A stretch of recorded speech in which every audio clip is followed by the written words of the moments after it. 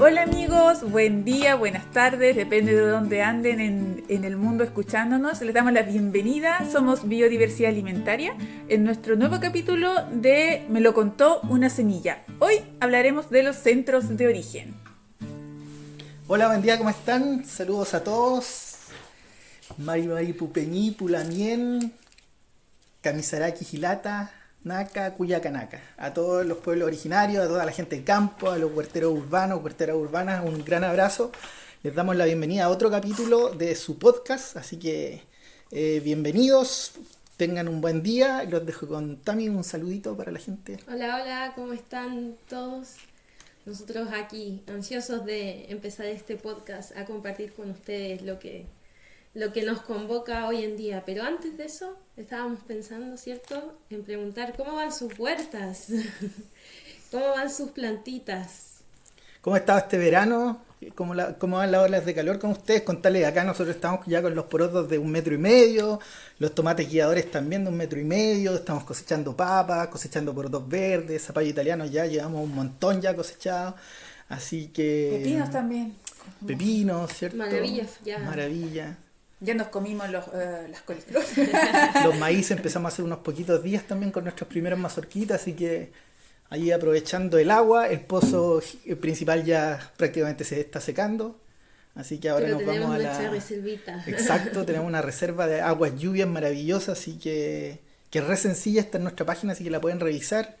Así que ahí se los dejamos para que las personas que están sufriendo ahora porque no tienen agua, que consideren eso, hacer un reservorio bien sencillo con plástico de invernadero.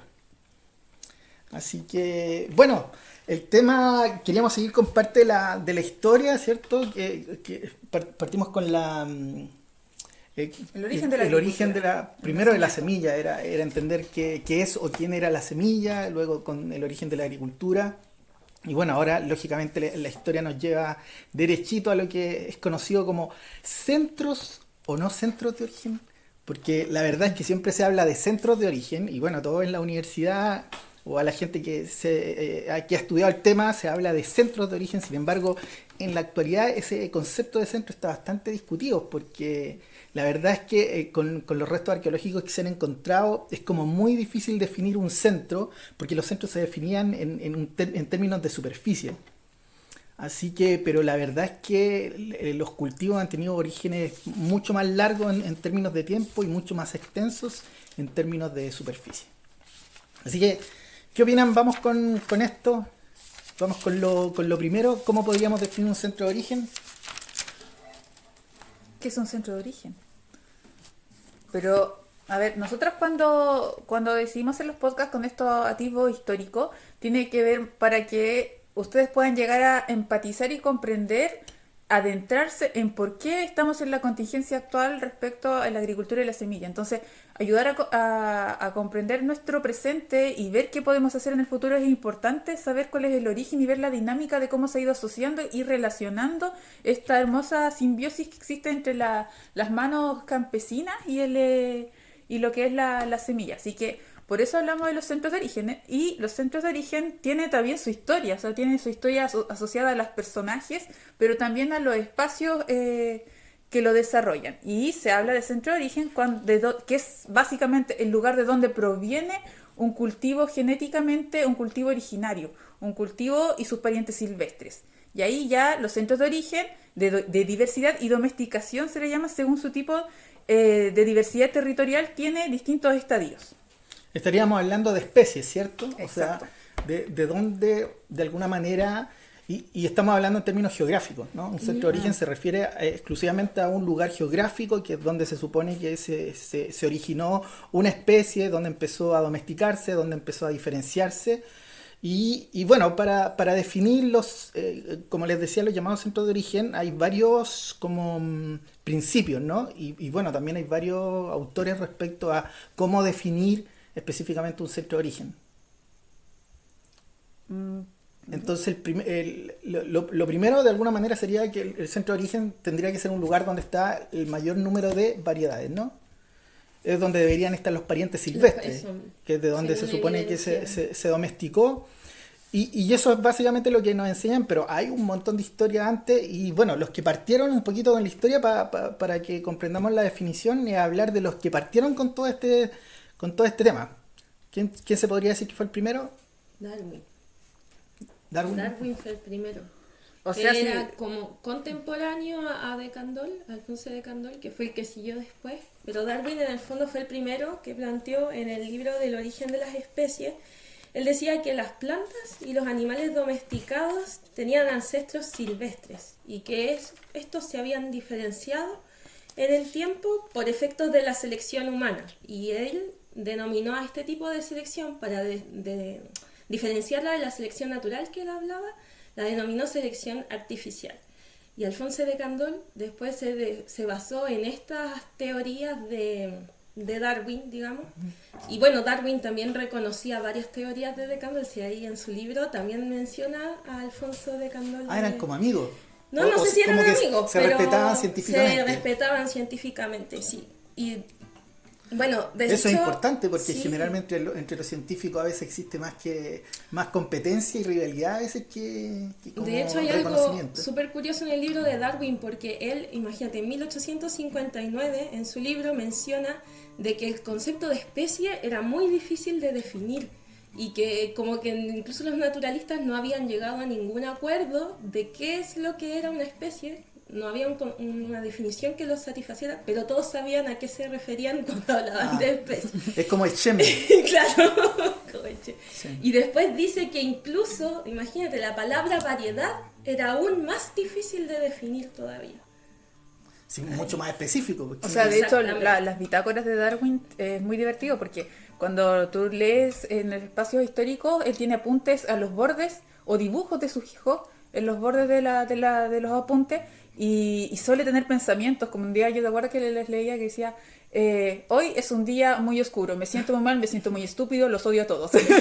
Darwin es muy personaje. Pero también en el contemporáneo y tal vez un poco antecesor a Darwin está Alejandro von Humboldt, y que uno Wow. piensa que como uno contemporáneo, la corriente, ¿cachai? De Humboldt. Sí. Como, y uno dice, ¿qué diablos? Pero no, pues ese tipo, ese gran personaje era un alemán que vivió entre 1769 y 1859 y en 1807 hace el ensayo sobre geografía de las plantas y es al que se le debe el concepto de relacionar la deducción que existe en el ambiente de lo biótico y abiótico por la estructura de las montañas. Y ahí comienza él a identificar dónde, cómo crece, y ese pensamiento es una corriente que nace. Y él se le considera como el padre de la biogeografía. Y luego a él, tomando esos relatos que tiene que ver, donde él habla de la distribución de las plantas por gradientes de elevación, conectando la temperatura, la humedad relativa y la presión biométrica, esas son como su arista. ya. Él, eso es un poco la inspiración que empieza a tomar Darwin dentro de los espacios. Esa es la historia porque son relativamente contemporáneos. Porque tú tienes a Darwin después que aparece con el origen de la especie dentro de su investigación y lo lanza en 1859. Entonces hay una como 40 años de diferencia, pero él ya los científicos de esa época estaban buscando de dónde, qué es, cómo es, y se considera Humboldt el redescubridor de América. Por lo mismo. Ah, ¿en serio? Sí, a ese nivel, pues la historia formal en el colegio, ¿quién nos habló de él? Nadie. El pingüino, el pingüino. Bueno, Darwin era, sí, pues, era coetáneo, se podría decir, con De Candolle. Pues, los dos nacieron, ahí estaba viendo que de una diferencia Sí, de 3 años, de nacieron 3 años, prácticamente sí. a principios del siglo, bueno, y también Sí. murieron relativamente cerca a fines del siglo XIX. Pero bueno, es increíble porque al final cada vez que nosotros se nos habla de centro de origen no se menciona mucho ni a Darwin ni a Humboldt, ¿no? No. Y de hecho de Candolle incluso uno podría decir que se menciona bastante poco. O sea, generalmente el que se menciona es a Babylon, ¿no? Que lógicamente tiene una historia súper interesante, ¿no? Entonces, ahora lo que hay que saber que, por ejemplo, de Candolle era... ¿De qué país era de Candolle? Era suizo, ¿no? Ujú. Bueno, y era un botánico bien conocido, y lo que tenía de Candolle también que era de familia porque su papá también era un reconocido botánico, así que venía como de una generación de tipos dedicados al tema de la biología y todo. Pero bueno, después él escribe su famoso libro, ¿cierto? El origen de las plantas cultivadas. de las plantas cultivadas. Y bueno, eso fue de alguna manera una base, porque fue bastante antes que el libro de Babilón, ¿no? Sí, fue Así antes. que... O sea, de Estamos hecho, hablando de 1800. Sí, 1880. Babilón fue en 1920. 35. 35. Ahora, lo interesante porque al final cuando se habla de los que, a ver, los que de alguna manera trataron de establecer los centros de origen y los no centros de origen, porque después el tercero que aparece, que también nos mencionan súper poco, que es Jack Harlan, ¿no? Que también Harlan, o sea, los que están dedicados más o menos al tema botánico o al tema genético, les va a parecer muy familiar el apellido, porque la familia Harlan, de hecho, Jack Harlan es hijo de su papá. que se llamaba igual. Brillante, ¿no? Pero en el fondo su papá también era un botánico, un genetista súper reconocido. De hecho, él aquí se cruzan como las edades, porque el papá de Jack Harlan era el amigo de Babilón. ¿Ya? Entonces estamos uniendo todo ahí como la copucha, ¿cierto? Para que entendamos de que todo esto está relacionado, entre ellos se leían, entre ellos se conocían, entre ellos se reconocían, y por lo tanto lo interesante de esto era ver que que el que seguía después de alguna manera tenía acceso a la información previa, o sea, Sí, igual no Babilón había un proceso, completamente. sí había tal vez cierta como versión de, no sé si adversión es la palabra, pero es como de ver si el otro está diciendo la verdad o no, pero para comprobarlo había como que se narra de repente esos espacios. Que es pero, parte de la ciencia, ¿no? Claro, que es como Cuestionar, ¿no? propio como, pero no una competitividad de destruir al otro como se da más adelante en el espacio generacional de Babylon, ahí Sí. comienza a darse otra cosa, porque antes incluso en la época ya de cuando viene como el Aristóteles y toda esa cosa, también era amigo de Teofastro, que son como los que tienen que ver con los primeros que se les considera los padres de la botánica. Los padres de la botánica. Entonces, Exacto. y también tenían una generación en la que ellos compartían, hay una amistad y reconocimiento y de trabajos que se van desarrollando y que son, o sea, tú ves cuando ves como estos tipos, que son zoólogos, que son geógrafos, que son naturalistas, Eran o súper sea, completos. todo, lo saben Bueno, todo. como Claudio. Como Claudio Gallo. Por eso Sí. son personas que y Como uno dice Filippi. ahora, claro, la pobreza que te lleva a hacer una sola cosa. Es que eso nos ha llevado a la especialización. Es como el cuello de botella de la diversidad al final. Ahora, se hace lo mismo. qué interesante, porque tenemos que Darwin de alguna manera usa los conocimientos de Humboldt, ¿no? Y los reconoce. Después de Candolle reconoce a Darwin, ¿no? Sí. Que usa la información. Después tenemos que Babilón reconoce también a De Candolle y también reconoce a Darwin y va usando la información.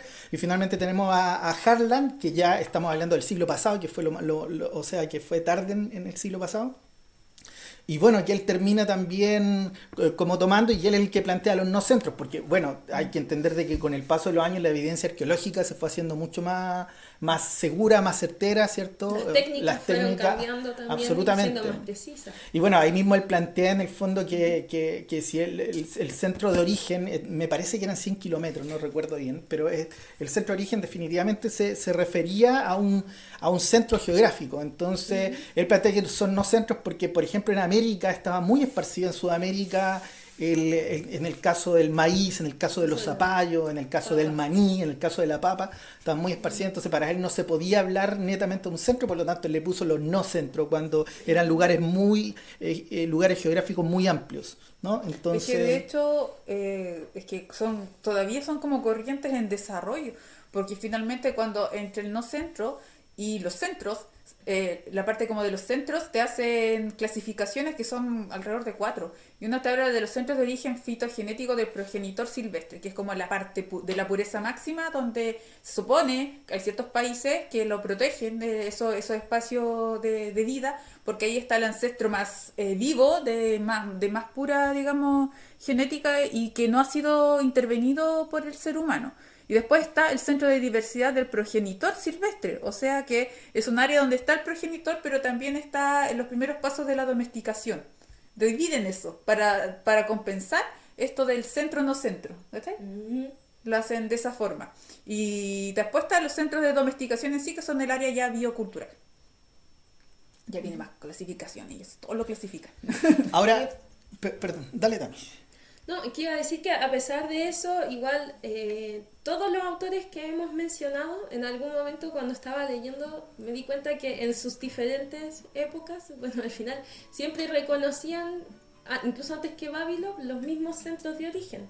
Y incluso uno muy común siempre, y el más nombrado era Mesoamérica, ¿cierto? Que ese era casi indiscutible en términos de origen de las especies y también como centro de diversificación de varias especies. Entonces, eso es bien curioso de...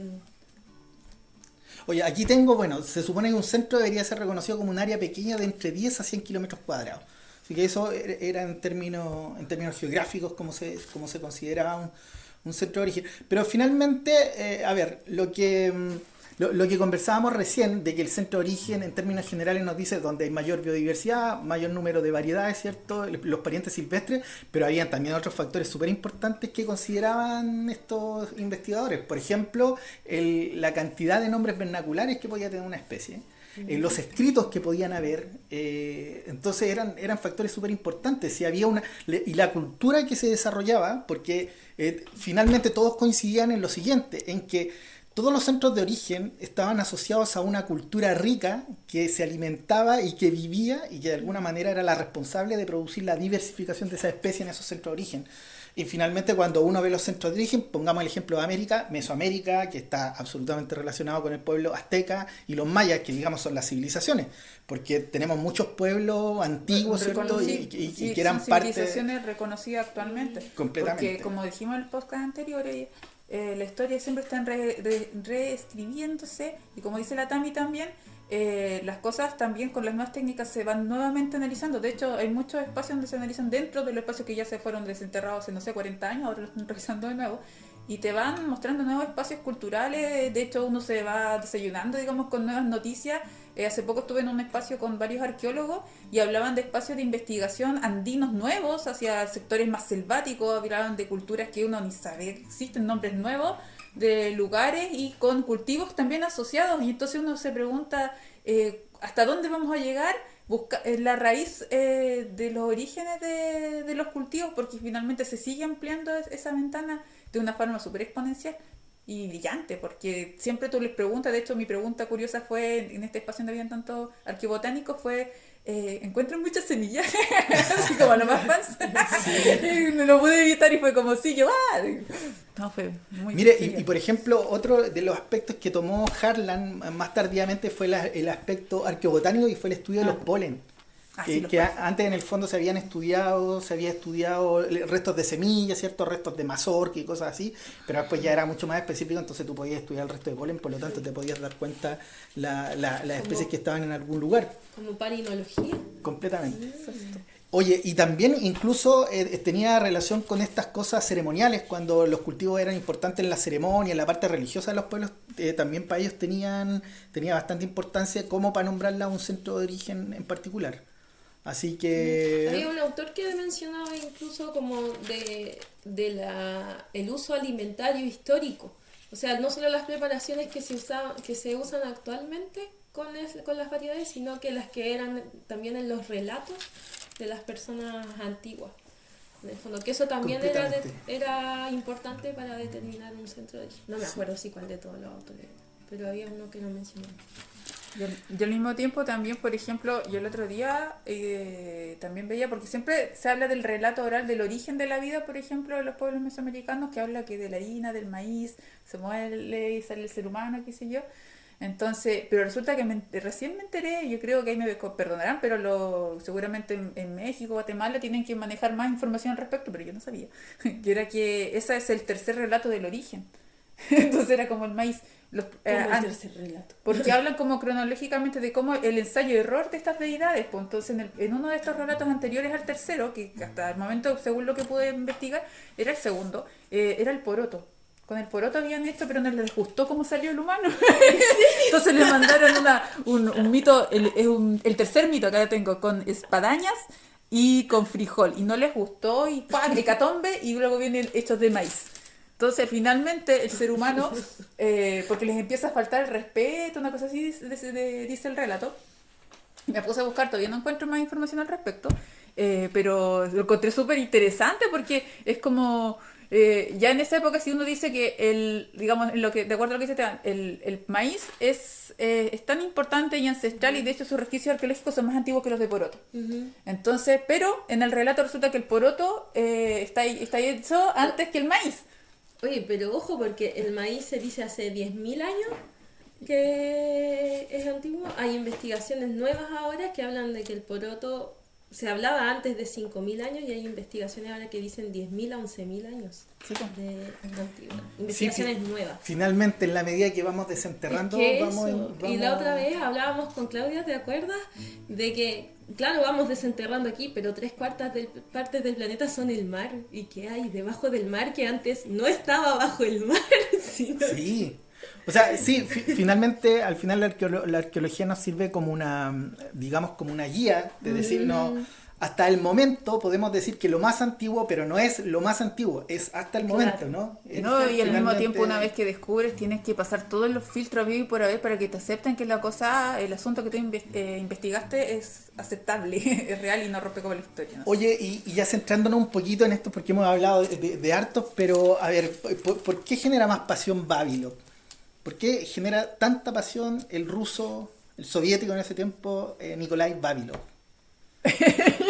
Es súper interesante porque bueno, va a generar harto interés por la vida del hombre. ¿No? Quizás sería interesante hablar un poquito de Nikolai Vavilov, que finalmente el que ha quedado impreso en la historia. Quisimos hacerle justicia a Harlan, quisimos hacerle justicia a De Candolle, pero hay otros también, Zukovsky, hay otros tipos que siguieron después con la investigación, pues, después de Vavilov. Pero bueno, yo creo que Vavilov, lo interesante, bueno, aparte que era un tipo seco, ¿cierto? De muy joven se dedicó a la investigación, estudió en Inglaterra, estudió en Francia, estudió en Alemania, pero yo creo que lo que hace finalmente importante la vida de él es el contexto en el que se da la Su historia, vida. la vida del po. Sí, pues, lo tienes entre 1887 y 1943 su vida está cruzada por lo menos 3 ciclos de hambruna En Rusia. en Rusia. En Entonces, la Unión en los Soviética, espacios, perdón. claro, en los espacios donde vivió. Entonces, no es como asombroso pensar que su desarrollo después de investigación sea tratar de solucionar o aportar para evitar estos momentos de hambrunas que fueron hambrunas terribles, donde la gente, de hecho hay relatos que leí que eran bestiales de la gente, como en su necesidad de comer comían ratones, se comían las cáscaras de los árboles de las plazoletas, la hacían como una cazuelita, ponte tú con las cascaritas. A los niños les daban cosas, cualquier cosita para que pudieran subsistir y pasar el día. Son relatos súper terribles. Y el tipo, claro, viendo en esta arista, comienza en ese proceso de buscar cultivos que se adapten a procesos o para poder entender por qué el cultivo se podían dar, no sé, con zonas climáticas distintas, por qué pasaba esto, no sé, que respondían mejor en ciertos contextos de demanda, podían producir magia, y como que ahí comienza su ruido de buscar estas soluciones. Esa es su motivación. A ver, lo interesante, a ver, bueno, yo creo que es notable que eso lo haya motivado, porque había un montón de gente que sufrió la misma hambruna de Vavilov, pero no tomó la decisión de Vavilov. Yo creo que hay que hacer notable que él haya tomado la decisión de precisamente trabajar en un problema, en solucionar un problema que afectó tanto su vida y la vida de su familia, ¿no? Pero en el fondo tomar la decisión de hacerlo y comenzar a hacerlo, eso es increíble. Hay que tener el contexto de Rusia, que bueno, la Unión Soviética, ustedes saben que queda bien arriba del mapa, ¿cierto? Donde hace mucho frío. Entonces, la limitante de Rusia evidentemente es la temperatura. De hecho, Rusia no es centro de origen de nada. O sea, por lo menos o sea, Hasta ahora. perdónenme si Que no se hasta ha ahora. descubierto. Puede que, no sé, en un cambio climático hace miles de años atrás haya habido algo, pero bueno, hasta ahora la evidencia arroja que no es un centro de origen de ninguno de las especies importantes dentro de la alimentación mundial. Entonces, y bueno, todo esto tiene que ver con el frío, ¿no? No sé si ustedes saben, podemos adaptar a la especie a mil cosas, pero la temperatura yo creo que siempre va a ser el factor absolutamente más limitante en la vida vegetal, ¿no? Porque con respecto al suelo lo podemos modificar, lo podemos arreglar, ¿cierto? Lo podemos mejorar, lo podemos regenerar. Pero con respecto al clima, o sea, ustedes no van a comer tomate, no van a tener un tomate al aire libre en invierno, ¿cierto? Ni van a tener un zapallo al aire libre en invierno, eso no existe. No se ha hecho, ni los transgénicos, ni nadie lo ha hecho con su supuesta tecnología, ¿no? No, Entonces, es que ahí viene, por ejemplo, las aristas que también era muy importante para Vavilov. No era solamente la semilla como material, sino que los conocimientos y usos asociados en los lugares donde él viajaba. Y es súper importante porque finalmente cuando tú te metes en este mundo de semillas para ver estos procesos de adaptación o que se adapten mejor en tu ciclo productivo, que puede ser más corto o más largo, también hay conocimientos que, por ejemplo, en el caso del tomate, nosotros lo vivimos también, nos sorprendía de que la gente en cordillera, que me acordaba ahora mismo por el tema del frío, ellos en invierno, entrando ya invierno, abril, mayo, estaban comiendo tomate, ¿te acuerdas que nos contaban? Y nosotros como comiendo tomate, y claro, te contaba la técnica de conservación. de conservación. Sí. Entonces, y ahí venía, entonces claro, hay un conocimiento que va más profundo, es un conocimiento asociado a todo el ciclo de lo que es ese cultivo, no solamente de la parte productiva. Que era finalmente asegurar alimentos, ¿no? Que lo de Vavilov iba mucho más allá de, o sea, sí, lógicamente estaba apostando a un máximo rendimiento, si eso es lo que a eso se dedicaba, ¿cierto? A hacer cruzas, quería hacer mejora, pero en el fondo trata de meter, y bueno, se dedica a ver cómo comienza a hacerlo Vavilov, ¿no? Vavilov llega y dice, bueno, necesito alimentar a mi gente, entonces voy a dedicarme a esto, a la genética y todo. Tenía sus principios con respecto a la mejora, lógicamente basado en los principios de Mendel, que también no lo dejemos afuera, que también es de la generación, ¿cierto?, de Candolle, de esa generación del siglo XIX, y bueno, que genera las bases de la genética moderna, la herencia y eso. Entonces, bueno, basado en todo eso es que Vavilov dedica su vida a asegurar alimento a través de los rendimientos, a través, como decías tú, Clau, de ver alternativas de conservación, pero finalmente, en el fondo, era asegurar alimento a la población soviética, ¿no?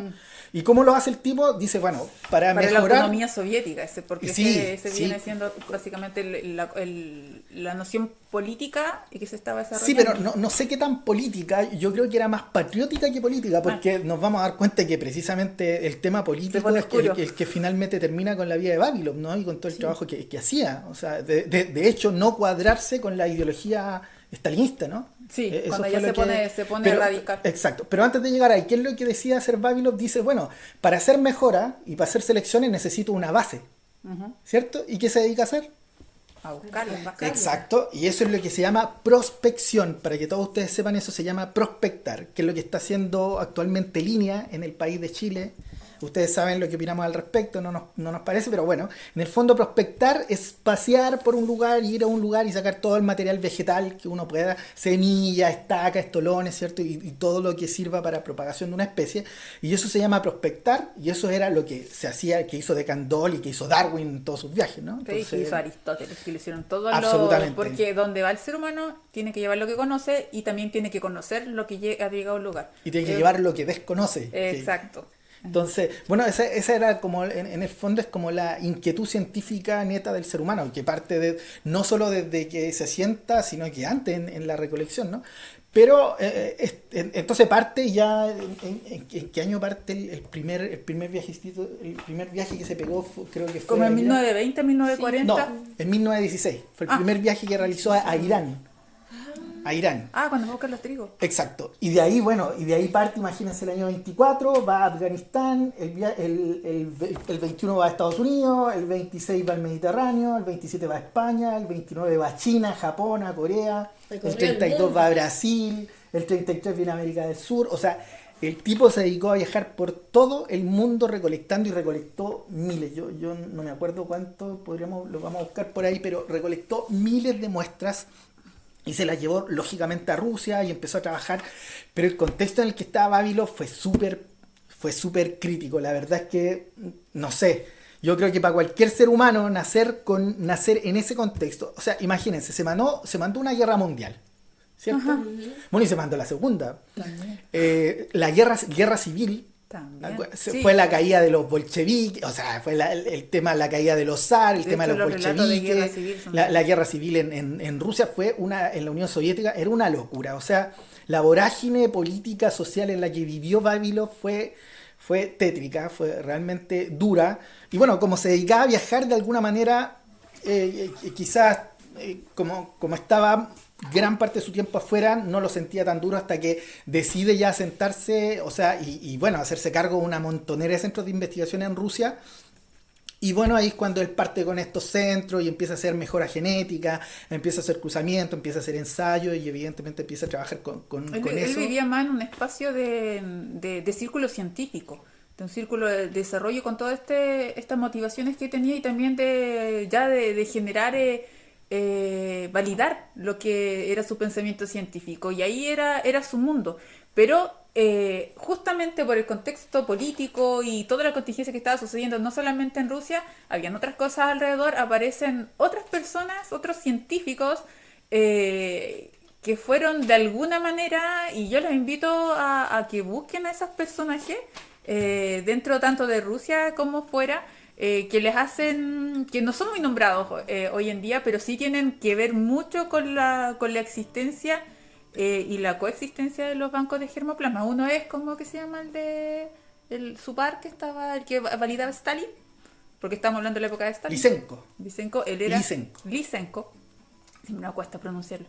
Y él era digamos, como su antagónico de Vavilov dentro de lo que es la Unión Soviética. Pero afuera también tenía otro, que es como que cuando ustedes lo buscan en internet se van a ir de espaldas, porque yo no sé si lo podemos nombrar tanto porque si no nos pueden censurar en el capítulo. Pero este tipo era el coronel alemán y experto en genética vegetal Heinz, como la mostaza, Heinz, y se pronuncia Brucken, pero se escribe Brucher. Y muy interesante la historia de él y cómo él, dónde llega a morir, cómo él perseguía los espacios de los bancos de semilla y cómo trató de apropiarse por orden del nazismo de lo que era Leningrado. El primer Reich. Sí, pero él justamente el acopio de semillas que a él se le encargó era parte directamente del Tercer Reich. Así de bravo era el tema. Así, nosotros cuando tú lo buscas, y eso no lo buscan en internet y está, busquen el nombre de la persona y lo van a encontrar inmediatamente. Y bueno, ellos en junio de 1943 tomó los bancos de germoplasma de Ucrania y de Crimea. Fueron los dos que tomó. Y cuando pasó de septiembre de 1941, comenzó como con el tema de entrar a Leningrado, pero no pudieron. Bueno, ese fue el asedio de Mira, aquí Stalingrado. tengo 370.000 semillas, frutas y raíces tenía el Instituto de Industria Vegetal de Leningrado, donde estaba Vavilov. Sí. Pero bueno, aquí dice que solo de los viajes, imagínate, porque seguramente ya empezó a hacer multiplicaciones en todos los Hubo años, una pero pérdida también. recolectó más de 200.000 muestras. Sí. Así que eso es súper importante.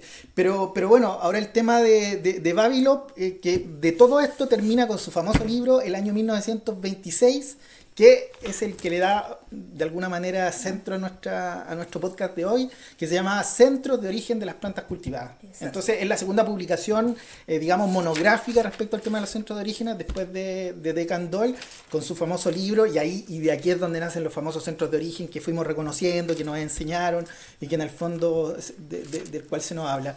Para resumir lo que le pasó a Vavilov, que es muy lamentable de resumirlo, finalmente lo condenan, ¿cierto?, por traición, porque Vavilov era tan respetuoso a su creencia científica, por sobre todo veneraba a la ciencia, mucho más que a su país, mucho más que a cualquier otra cosa. Era absolutamente mendeliano, ¿no? A diferencia de Lysenko, que era lamarquista, que era como la contraparte de la teoría de la evolución de su pseudociencia, le decía el perdón, de Mendel, estaba hablando de Darwin, era mendeliano, en este caso Vavilov. Entonces, bueno, después de todos esos problemas, se cruzó con Stalin y bueno, se le acusó de traición, se le condenó a prisión, a la pena de muerte, pero después se le condenó por 20 años y finalmente, ¿saben cómo murió Vavilov? Es súper triste. Me van a creer, murió de inanición. En O la sea, cárcel. el hombre en la cárcel de inanición murió de hambre con el banco de germoplasma que de alguna manera iba a generar las bases del mejoramiento actual. Y imagínense con toda esa historia que tenía detrás de luchar contra el hambre y terminó muriendo él mismo de hambre. Para mí la moraleja es que la política es absolutamente oscura, turbia, no tiene que ver con la autonomía alimentaria, siempre finalmente va a mandar el control, va a mandar el poder, porque realmente aquí no hubo nada de humanidad con respecto a un trabajo absolutamente humanitario que estaba haciendo Vavilov. Esta historia la pueden ver animada, ¿cierto? En la serie Cosmos, el capítulo 3, por favor, capítulo 4. De la serie Cosmos, la temporada que se llama Mundos Posibles. Y de hecho Vavilov se llama ese capítulo. Vavilov se llama La Ciencia y el Hambre. Oigan, pero realmente véanlo, la narrativa es maravillosa, ¿cierto? Pero aparte lo van a ver con figuras animadas que es muy cálido, pero en el fondo grafica muy bien la historia de este científico tan notable. Y bueno, haciendo un resumen, los centros de Vavilov serían ¿cuáles? Porque serían bueno, tenemos el mesoamericano, ¿cierto? Tenemos la parte de los Andes. El indoafgano, chino, indomalaya, Oriente Próximo, absínico. Absinio. Que me cuesta pronunciar. No puedo. Pero por ejemplo, mira, si vas por cada uno, acá tengo anotado. El chino, está el arroz asiático, la soya, los mijos, el ñame, melocotonero, albaricoquero, los té, las moras. El indomalayo, arroz asiático otra vez, ñame, cítricos, mango, plataneros, coco, caña de azúcar, berenjena, pepino. El indoafgano, trigo, cebada, ajo, cebolla, espinaca, zanahoria. Protomungo. También. Oye, es súper interesante ahí donde dice indo-afgano, porque uno dice Afganistán y uno lo primero que piensa en Afganistán es la guerra, ¿cierto? Y puros desiertos y puros tipos tapados con turbantes peleando con los gringos, que esa es la imagen que ya no nos vamos a meter más allá, pero en el fondo esa es la imagen que tenemos de Afganistán, ¿no? De musulmanes, ¿cierto? Tapados el rostro con metralletas. Oigan, pero Afganistán es un centro de origen increíble, ¿no? Donde se generó un montón de variedades de las que dependemos en la actualidad. Es súper impactante cuando te empiezas a geoubicar así los espacios, a referenciarlos, los centros de origen, cómo hay guerras en el entorno de los centros de origen. Y por ejemplo, ¿cuáles tenemos ahí en el centro indo-afgano? ¿Qué especies tenemos para que vea Hay la trigo, gente? hay Imagínense. cebada, hay ajo, cebolla, espinaca, zanahoria. Pero en Oriente Próximo también se repite trigos, cebadas. Bueno, la historia del trigo es bien particular también. Sí, bien amplia. Sí. Por eso... El próximo capítulo. Sí, pero por eso ahí es donde uno está de acuerdo con Harlan en el fondo decir no centros. ¿Se dan cuenta? Porque en el fondo, no, ya... No es que solo de de un acá, lugar en particular. ¿no? completamente. O sea, más aún con todas las divisiones que han tenido los territorios por temas de guerra. Sí, o porque además si usamos, por ejemplo, la variabilidad y usamos los parientes silvestres y pongámosle que hubo alguna catástrofe, ¿no? Alguna inundación, no sé, cualquier cosa, sea, y como desaparecieron los... O sea, el misterio de las calabazas, po. exacto. Las legendarias, cómo están en todos lados. Oye, y con respecto al centro de Absinio, El abisínico. Sí, café, sorgo, arroz africano, otro tipo de arroz, mijo, sandía, melón, ñame. ya, pero mira, el centro Abisinio, ¿sabes qué países son o no? A ver. No me van a creer. ¿Cuáles? ¿Se acuerdan en los años 80 la canción We Are the World? Ay, no. Ya. Bueno, ¿se acuerdan que eso fue una hambruna enorme que hubo en qué país? Ay, esa historia no. Etiopía. Sí. ¿Se acuerdan o no? Sí, pero... O sea, ¿se acuerdan la historia de hambruna de Etiopía? Y me van a creer que el centro abisinio es Etiopía y Eritrea. O sea, estamos hablando de países que fueron centros de origen, o sea, donde había una esa gran manera. cantidad de diversidad, exacto, y hoy la gente, y en esos años y hoy también la gente muere de hambre. Miren qué increíble. Y por eso es súper interesante lo que estamos conversando de esa... A ver, para nosotros, yo creo, en mi parte personal, que lo importante de conocer los centros de origen es ver cómo... A ver, lo más importante para mí no es saber que son de ahí, sino que salieron de ahí y cómo en el fondo las especies vegetales han sabido diseminarse y difundirse por todo el mundo. Cómo hoy día tenemos trigo y cómo la gente hoy día vive del trigo acá cuando en el fondo viene, imagínense, Eso viene de iba a decir, Afganistán. eso iba a decir cómo especies que en el fondo no son de acá tomaron tanta relevancia y en el fondo reemplazaron a especies que eran importantes para nosotros, como es el caso de, por ejemplo, nuestra papa, la quinoa, que al final el trigo vino a reemplazar Completamente. todo. Y Bueno, y mira, a nivel mundial, pero por ejemplo en el caso de los africanos, ¿cierto? Que ahora comen maíz y el maíz Yuca. es americano, claro. o sea, los africanos comen yuca, ¿no? Ahora, lo importante del centro abisinio, nombra otras, ¿qué más decía? ¿Sandía, no? Sandía, melón. Imagínense, o sea, me están diciendo que la sandía vino de ¿Qué Etiopía. es la sandía de Paine? Sí, que la sandía que usted conoce.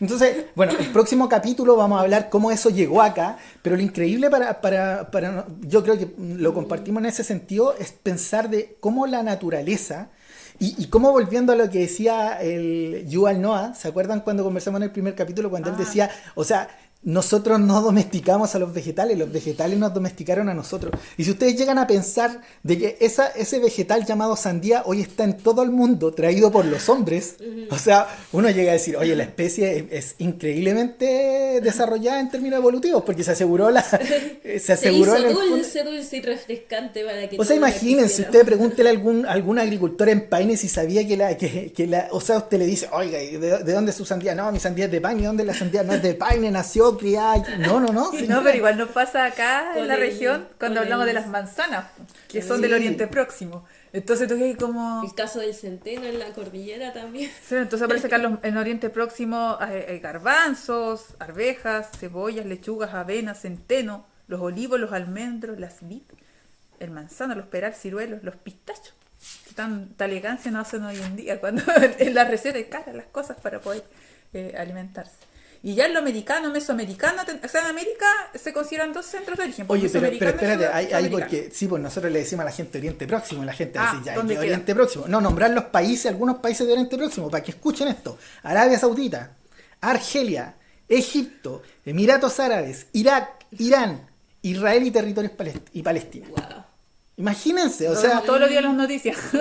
o sea, oye, No, sí, no es por nada, pero a ver, es súper particular, pero cuando hablamos de los centros de origen, estamos hablando de los centros más revoltosos de la historia, en términos de guerra, en términos de crisis, o sea, ¿qué hay con eso? ¿No? Porque recién estábamos hablando de África, la hambruna, las guerras civiles que hay allá y todo el asunto, y ahora hablamos de Oriente Próximo, del que nacen un montón de variedades, y estamos hablando de países que hoy día están enfrentados, ¿cierto? Donde hay una inestabilidad enorme, donde siempre hay lucha. Interesante analizarlo, ¿no? Ya, ¿qué otro lugar? Pero, ¿y qué venía de ahí de Oriente Próximo? Imagínense, todos los frutales que comemos que para nosotros son, o sea, O sea, los principales, como digo, hay más, po, pero o sea, le están tiene los que, cítricos tu también. papá le tiene que agradecer su chicha Tú también, porque tú te beneficias de tenemos que agradecerle la chicha de manzana a Oriente Próximo, imagínense. Un saludo a la Iris. Argelia.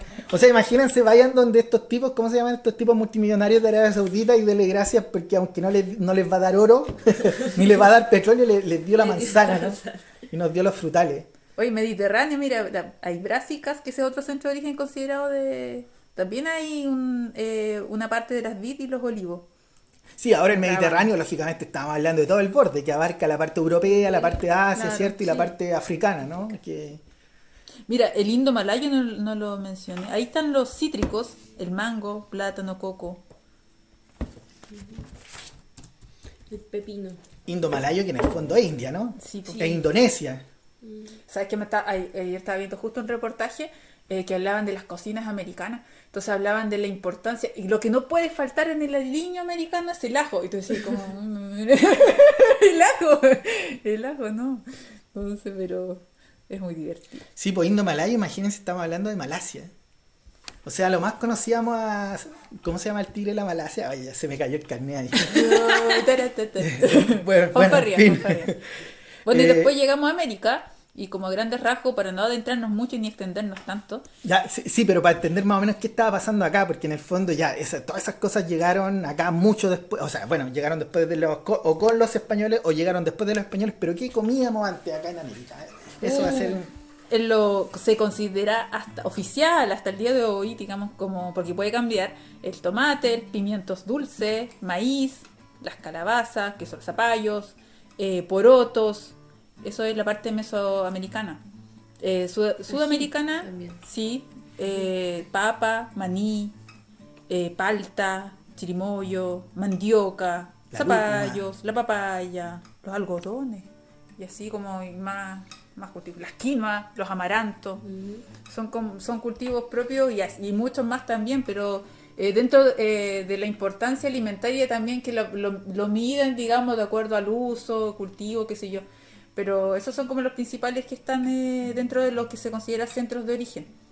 Oye, ahí hay un tema súper interesante porque, y quizás para ir ya cerrando, que aparecen después lo que se llaman los centros, una cosa era el centro de origen y otra cosa son centros de diversificación, ¿cierto? Sí. Y hay centros de diversificación primaria y secundaria, pero finalmente los centros de diversificación ¿qué es lo que estaba pasando? Que muchas veces hay más variedades en lugares que no son precisamente el centro de origen. Y eso lo podemos ver con un montón de cosas. Por ejemplo, lo que hablaban en la Tami, bueno, en África la gente para enfrentar el hambre ya no come lo que es del centro abisinio, No. que come yuca, que era originaria de acá de la selva amazónica, ¿cierto? Pero especialmente la yuca.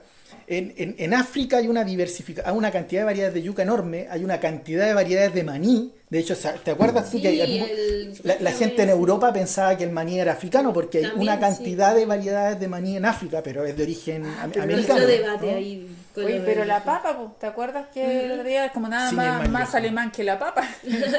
Sí, o sea los bancos de germoplasma y bueno, hay un montón de otras empresas también que tienen en países europeos una cantidad enorme de variedades de papa, entonces de maíces, y bueno, ahí está la lucha, bueno, ahí hay cosillas que no nos vamos a meter para hilar fino, pero bueno, es cierto que México es el centro de origen del maíz, ahí no cabe duda, todo México, porque de verdad se hizo un estudio hace unos años atrás en el fondo México como centro de origen, y hablaba de las 54 razas por ahí que tiene Tiene muchas, mucho. no sé si me ayudan por ahí a buscar el número de razas que tiene el maíz en México, pero está repartido increíblemente, está México lleno de puntos de maíz. O sea, todo México fue un centro de origen del maíz y de diversificación del maíz, pero tenemos también que en Perú, en la zona andina, ¿cierto? De Perú, Ecuador y parte norte de Chile, ¿cuántas están? Son 64 razas de maíz las que se han encontrado y 59 son nativas de México. Exacto. Las otras 5 son de Cuba, el Caribe y Guatemala. Y bueno, tenemos en Perú una cantidad de variedades de maíz enorme también. Entonces, bueno, ahí hay una historia también que a mí, más que interesarme la historia del trigo, que bueno, que Yo es creo que súper vamos a tener interesante. que hacer un capítulo El maíz por- merece por una tipo de historia. maíz, sí. Sí, de cómo se dieron la vuelta, cómo se fueron mejorando. Y bueno, también está el tema de mucho debate que era Chile.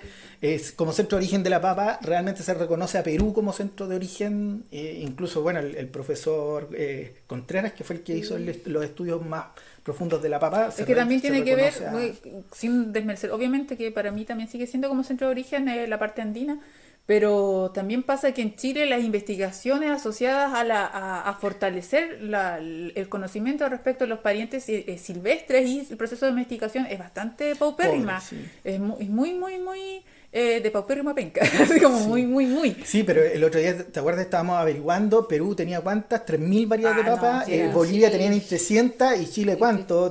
Fueron 250. Sí, y 200, aparte que lo que 200 y acá se algo. investiga netamente va hacia los espacios a los espacios de privatización. Sí, entonces, no, igual comparto lo que tú dices, Claudia. O sea, uno puede bajar o sea, se agradece lo que hizo el profesor Contreras, un trabajo maravilloso Eso sí. con la UACH, ¿no? Con la Universidad Austral de Chile. Que es como el trabajo. Exacto, el es trabajo. Y lo pueden descargar. De hecho, ustedes ponen catálogo de papa y les va a Sí. salir ahí, lo pueden descargar en Que Google. ese catálogo, y sin ser autorreferente, pero y el de nosotros, como que es inevitable, son los únicos documentos que existen con una rigurosidad científica detrás para poder identificar efectivamente las variedades como tal. Porque Y el de Paratori el- del eso año sí, 91. eso sí, iba a ese decir. de lo, Sí, pero sí, sí. respecto acá en Chile me refiero Sí, en sí, sí, eso. sí. Porque hay muchos otros que se vincula desde la oralidad inmediata, a decir que yo me siento contigo, te pregunto cómo se llama y dónde obtuve y sería mi información. Hay una rigurosidad de investigación detrás, tanto bibliográfica como también dentro de lo que sería en el territorio o también que tú lo hayas cultivado. Entonces, eso es súper importante. Y lo otro, ¿por qué estamos hablando de los centros de origen? ¿Por qué estamos hablando de que es tan importante de conocer de los ancestros silvestres? Porque son los ancestros silvestres en el proceso de domesticación los que se mantienen la capacidad, la memoria, digamos, esta cosita que los mantiene vivos hasta el día de hoy y que los cultivos domesticados no han podido de repente en la actualidad a enfrentarse por enfermedades, por plagas, lo que sé yo, y ellos Completamente. necesitan un poco de refrescarse hacia atrás para poder en estas Esa cruzas. riqueza genética, ¿no? La riqueza genética, de hecho, la biodiversidad se reduce en la domesticación y se expande a los procesos de diversificación que ocurren después cuando van transitando con el ser humano. Pero también se van perdiendo la riqueza, por eso no es Completamente. extraño que en los supermercados, que ya es la pobreza máxima por toda la cosa homogénea que existe por la industria. O sea, se podemos vaya decir pasando. que nada es gratis, ¿no? Cuando el ser humano decide domesticar Ganas, una sí. especie y decide decirle, mira, quiero que tú seas grande, bueno, el maíz le dice, voy a ser grande, pero mira, días voy a bajarme algunos productos funcionales, ¿cierto? Ah, ya, no quiero que sea ahí amarillo. Ah, ya, bueno, voy a hacer amarillo, pero voy a aguantar menos la sequía. Ah, ya. Entonces, todo esto ha sido un negocio, o sea, la genética no es una caja de es una caja de Pandora, no es la caja de las monedas de oro, en el fondo, de que no, hagamos cambios nomás y nada. No, no, no. Acá nosotros modificamos algo y... O sea, obtenemos algo y se está modificando algo que podemos desconocer. Y creo que lo más claro es el tomate, Eso ¿no? iba a decir, el tomate que hasta el día de hoy en el fondo, o sea, por más que le han alargado la vida de post cosecha, ¿cierto? No han podido todavía lograr buen sabor, buen aroma. Y te acuerdas que leíamos la otra vez este libro que decía que por más que se tratara de alargar la vida de post cosecha, jamás se iba a lograr un tomate con buen aroma y buen sabor porque Genéticamente eran incompatibles, sí. Exactamente. Sí. O sea, Entonces, como que Mientras afectaba... menos dura, más rico eso. Claro. Sí, sí, sí. O es rico, sí, pues. Lo reduje todo. Es rica e inteligente, no, es como que no se puede tener todo en la vida. Entonces, pero eso es lo que dice la Clau, es súper importante, porque cuando decidimos domesticar las especies les quitamos sus capacidades intrínsecas, ¿no? De evolucionar, de mutar. Y bueno, ahí está el ejemplo del tomate tenca que siempre nosotros contamos de que es increíble el tomate tenca, la única especie silvestre que nosotros trabajamos de alguna manera silvestre no domesticada es Solanum pimpinellifolium, que es nuestro famoso y querido tomate tenca, y vieran la capacidad que tiene de mutar. O sea, y yo creo que los que han sembrado tomate tenca se han dado cuenta, el otro año les sale otro de otro color, y les sale otro de otra forma, y les crece el tamaño, les cambia el color, les cambia el sabor, es una barbaridad, una maravilla. Pero en sí, por ejemplo, por eso yo decía que paupérrimas las investigaciones en Chile, porque yo cuando te pones a buscar información encuentras, por ejemplo, México tiene una riqueza de información pública, que es una cuestión que no pasa, es pública. Entonces tú encuentras investigadores, por ejemplo, del INIFAP, que te señalan y trabajando con agricultores de tradición, así como de muchos años por generaciones, en la narrativa de por qué ellos siguen conservando las especies silvestres, por qué se sigue haciendo este proceso de cultivo, y tal vez te cuentan de que ante el hambre y la escasez, ante las condiciones climáticas alteradas, no hay nada más seguro que el teocintle. Entonces, ¿por qué? Porque cuentan sus abuelos que cuando pasaba cualquiera de estas cosas que hubiera, lo único que vivía fuera como fuera era el teocintle, no le importaba nada. Y con esa dureza que tiene de grano, hacían sus harinas que igual son duras, pero te alimentan.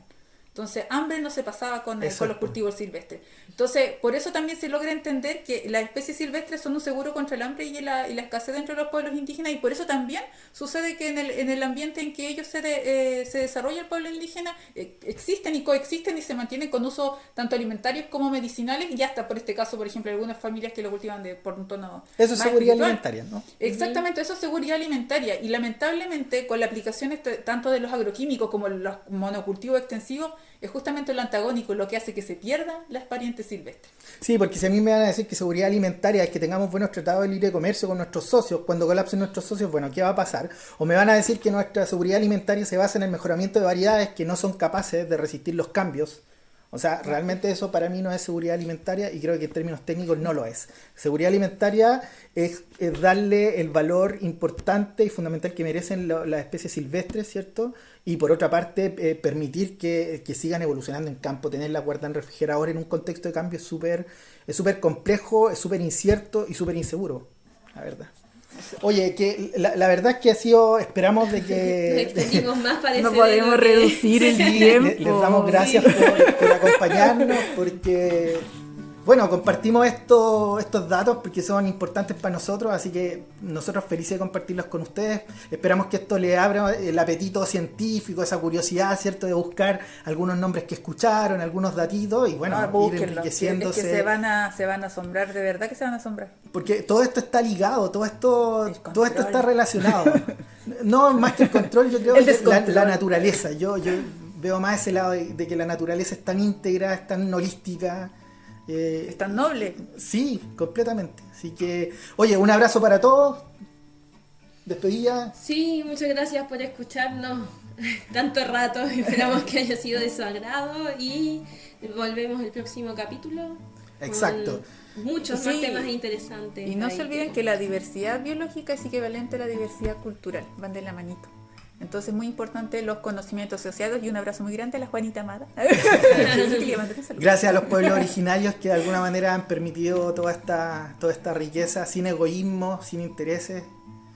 Así que un abrazo. Peucayal, Jiquisincama, esa me gusta, en Aymara, no piensen mal, eso es hasta pronto en Aymara. Así que un abrazo, que estén muy bien y nos vemos después en otro capítulo de... Me lo contó una semilla. Y la semilla libre, Pública y colectiva. y colectiva. Se me había olvidado.